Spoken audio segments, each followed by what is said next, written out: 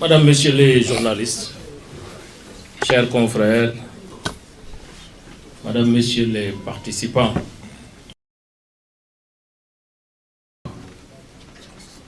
même si par ailleurs, dans le dossier de notre client Mohamedou Ngom dit Farba, il y a à boire et à manger. C'est pourquoi nous estimons, en tant qu'auxiliaires de justice, attachés à l'œuvre de justice, nous ne pouvons plus continuer à nous taire, parce que notre silence va une injustice supplémentaire que vit Farba Ngom en ce moment. Nous ne pouvons pas continuer à nous taire. Nous ne pouvons plus garder le silence.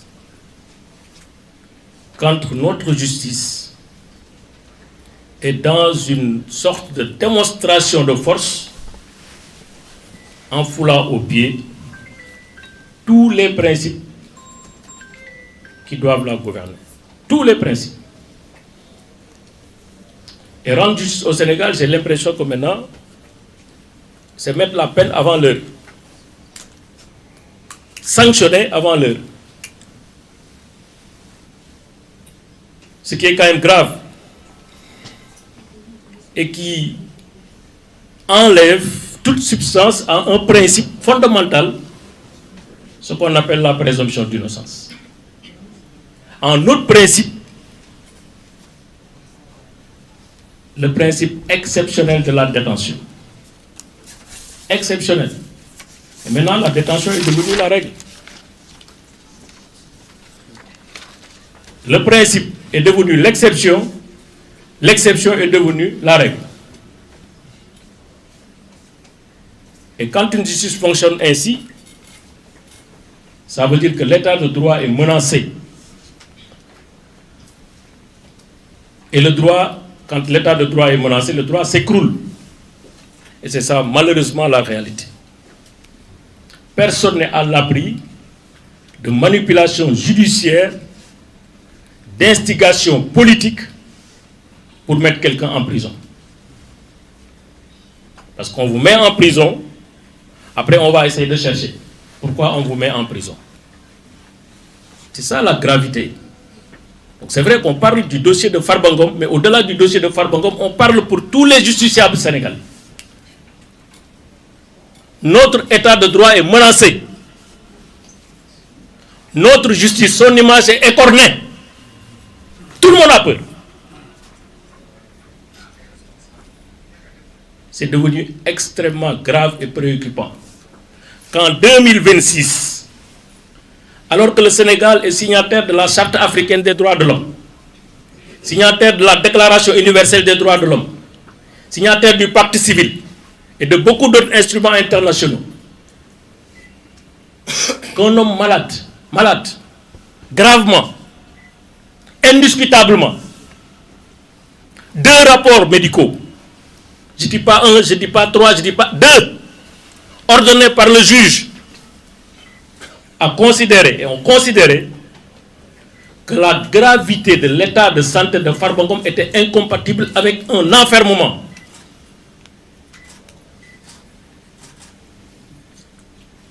Ce n'est pas une opinion politique. Ce n'est pas de la théorie. Ce n'est pas du parti pris. Ces experts, ils sont assermentés. Avant de faire leur œuvre, ils prêtent serment devant le juge. Ils l'ont déjà prêté en tant que médecin. Comme si on a une pour d'horaire. Juge yi contesté rapport médecin. Ku ci médecin bi ne woon bul tëdd nelaw doo tëdd nelaw. Nañ waxante dëgg amul ñaar amul ñett. Ce qui se passe ici, c'est grave. On remet en cause l'honneur et la crédibilité d'institutions qui sont là pour la démocratie et pour l'équilibre. Parce que simplement, c'est Farba Ngom. C'est grave. Loolu dëgg nag suñ koy nekk di ko làq-làqal tey Farba Ngom la dal suba mën na ma dal ginnaaw suba mën na dal Antoine.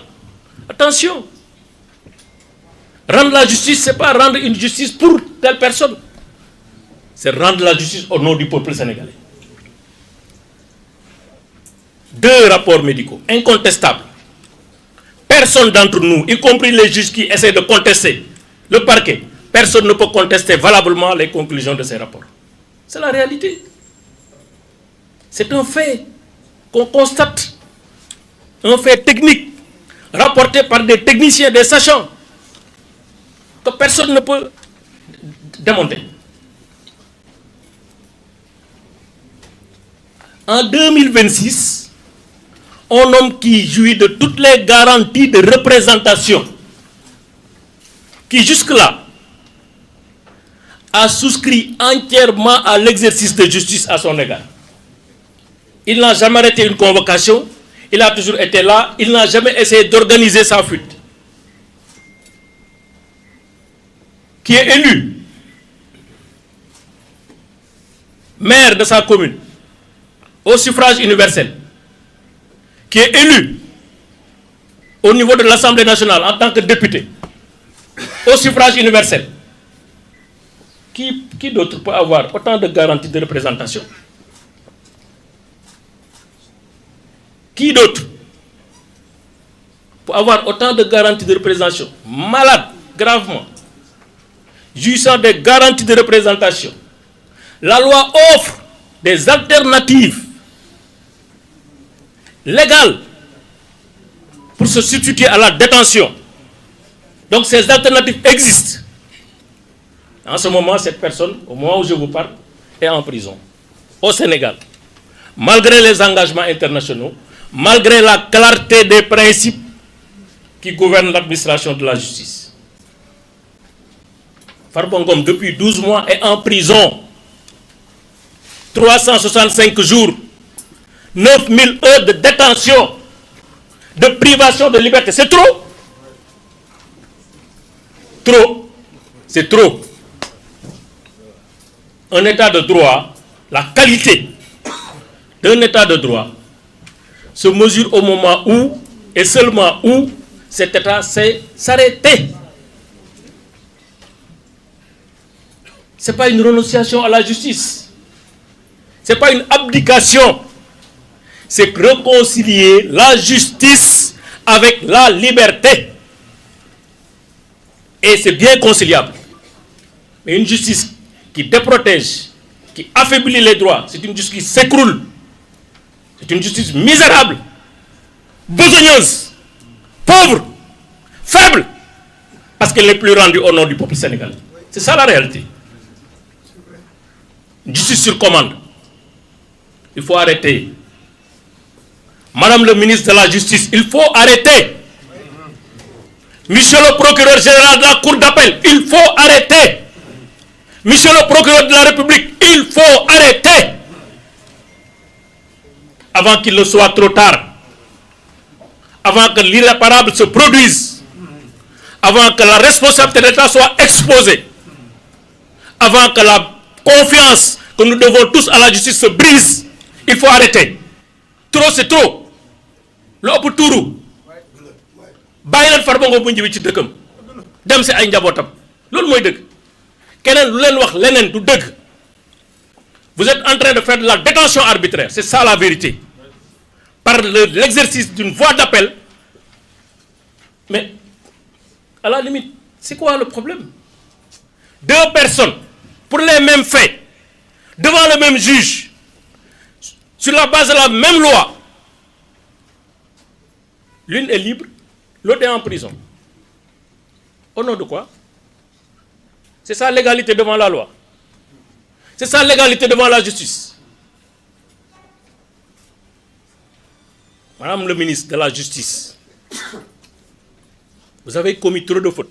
Normalement, dans une république normale, un ministre de la Justice qui se comporte de la sorte, qui fait un point de presse, en 5 minutes, 7 violations de la loi et de la Constitution.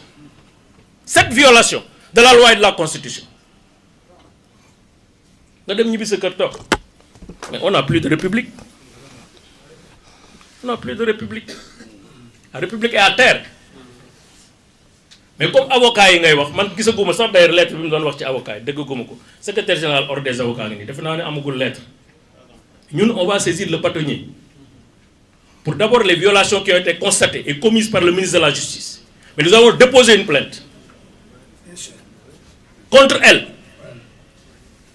pour violation du droit à l'image, violation du droit à l'intimité, secret, la vie privée, violation de données personnelles, violation de la correspondance. Ku dem ci code de télécommunication di nga ko fa gis.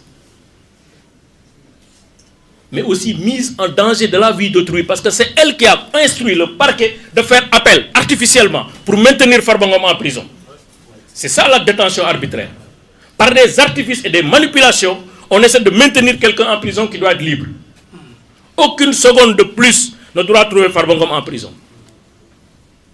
Et nous déposer plainte fille, xam naa ne duñ ko suivre mais bu ñu ko deful dañ ko constater yóbbu ko France. On va déposer une plainte parce que maintenant la justice est universelle. Il faut que ça arrête. On le fait pas pour Farba, on le fait pour le futur Farba. Pour que suba ko yor dossier di nga teg affaire bi ci yoon.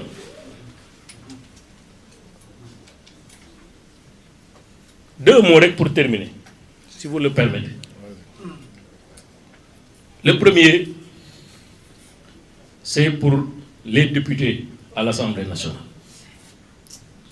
Gis nga man nekkoon naa député mais du lu ñu ma indil ma voté ko de.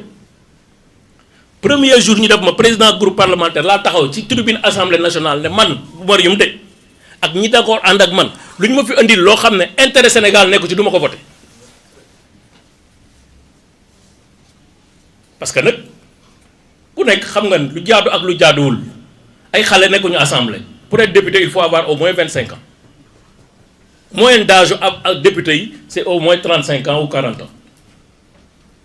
Def ngeen première levée immunité parlementaire Farba gis ngeen ni leen ci fekk yéen ñëpp rus ngeen bu Farba génn da ngeen di rus bu ñëwee assemblée fekk leen fa te yéen a joxe le permis de poursuite mu ñëw fekk leen foofu juge bi ne dossier Farba ay la yoon dara nekku si.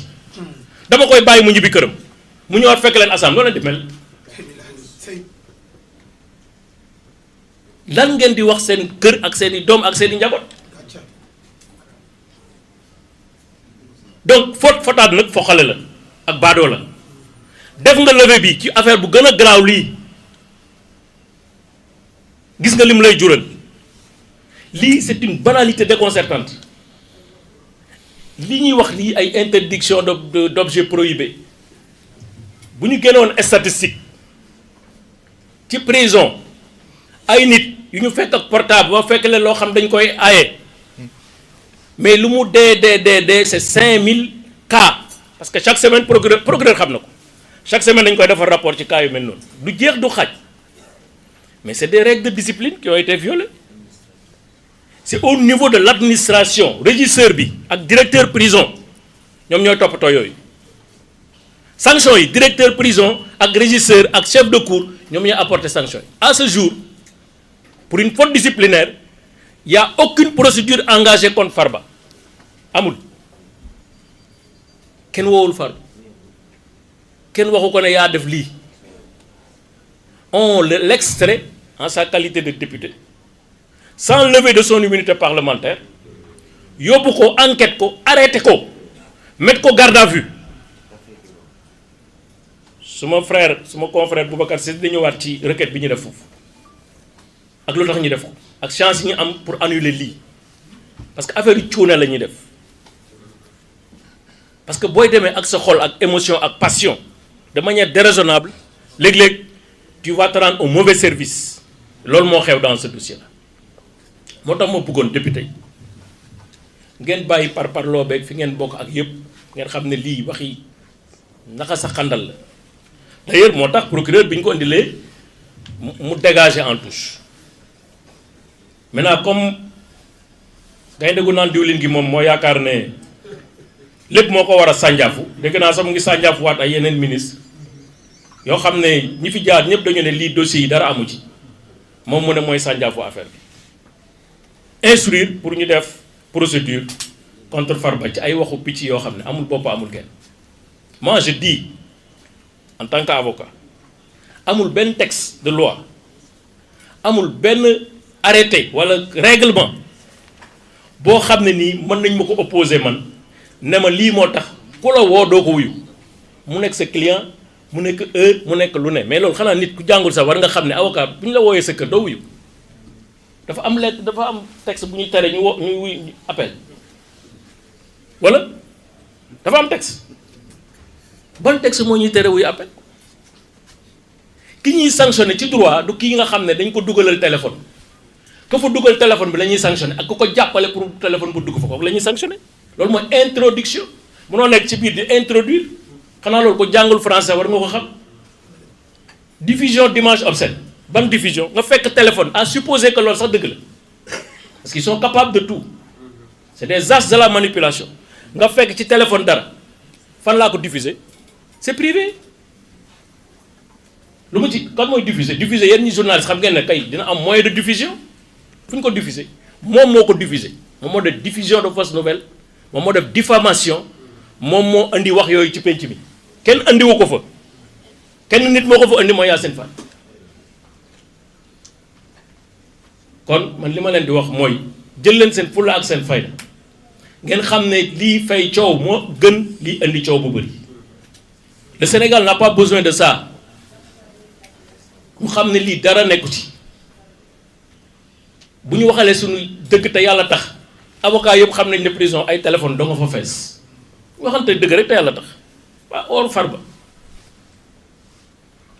mais et puis ensuite le détenu provisoire a un statut il doit communiquer ñoom dañ ñuy woo kon tere wuñu leen woo peut-être dañu organiser woo bi rek y a absolument rien clé USB dañ koy tere ci prison man gisuma ko seen règlement intérieur boobu sax ñuy wax règlement intérieur boobu bu ñu ko càmbaree ba ca biir mais n'est pas opposable à Farba parce que pour un règlement intérieur opposé à un prévenu il faut ñu notifier ko ba muy dugg ñu ne ko règlement intérieur baa ngi nii lii lay tere lii lay bañ lii la bëgg lii la amul benn acte bu ñu mën a génn administration buy wane ne notifier nañ règlement intérieur amul règlement intérieur amul fenn fu ñu ko affiché ci prison yi amul kon le règlement intérieur n'est même pas opposable à Farba mais en plus ce règlement intérieur de 89 il est caduc parce que ba ñu defee loi 2001 dañu waroon defaat benn règlement intérieur à ce jour dégguma ñu wax beneen règlement intérieur sur la base de la loi du décret de 2001 muy ñaari mbir moo tax ma gëm ne justice bu ñu koy def dañ ko war a def teg ko ci yoon ñu fàtte suñu bopp fàtte suñuy waaso fàtte suñuy esprit partisan ñu xool lii yoon ak dëgg ñu koy doxal li yoon ay dëgg mooy Farba Ngom nekk ci prison ce n'est pas nécessaire pour l'instruction Farba Ngom nekk ci prison c'est pas légal au vu des conventions internationales Farba Ngom nekk ci détention c'est pas proportionnel à l'objectif qui est recherché pour toutes ces raisons dañu ko war a bàyyi mu ñibbi këram pour toutes ces raisons lii ñuy jéem a ruumandaat ci suuf nañ ko tegaat ci suuf ban transaction financière la Farba Ngom mën a def ak téléphone ban transaction financière man li ma gis ci li ñuy wax day 12000 xaw ma dollars xaw ma yu kenn xam bu doon am na transaction financière yu liée à cette infraction c'est pas le procureur de la République qui va ouvrir l'enquête c'est le parquet judiciaire et financier qui va ouvrir l'enquête ñun kenn mënuñu nax seen manipulation mën nga ko od nag fu leen neex ñu dañuy jàng ba ne ar xam li ñuy wax kon loolu daal laa amoon di wax di leen sant. Merci. Félicitations, maître. Merci. On va laisser le. Félicitations. Abdou Diallo. kon ñëw la. da ngay daw. kontaan nañu. da nga daw. Après. Jërëjëf, maître. Merci. Tu vas parler en dernier.